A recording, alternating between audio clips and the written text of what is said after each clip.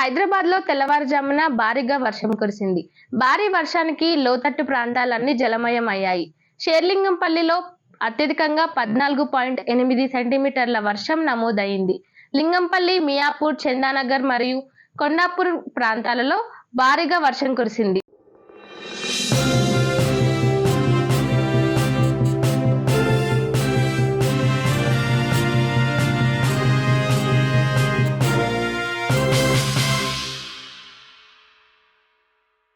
గచ్చిబౌలి, మాదాపూర్ ప్రాంతాల్లో భారీ వర్షానికి జనం అవస్థలు పడ్డారు.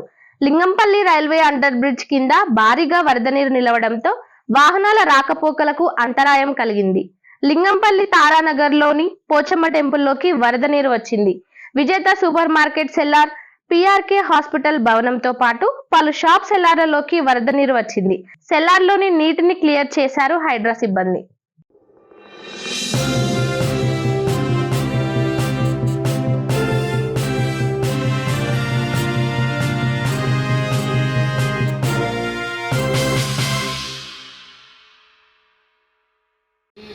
ఆరింటి దాకా ఎట్టుకోవచ్చు. ఆ తర్వాత ఇవ్వను అలా వాళ్ళ కార్ సరుకుంటారు ఎదురు.